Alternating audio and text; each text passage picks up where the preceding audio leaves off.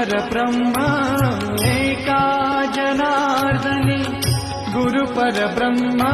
तयाचे परिणाम सदामुखी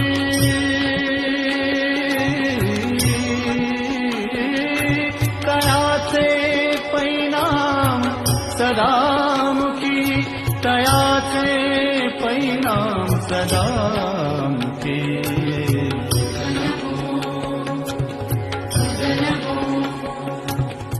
एका जनार्दनी गुरु परब्रह्म एका जनार्दनी गुरु परब्रह्म तयाचे परिणाम सदा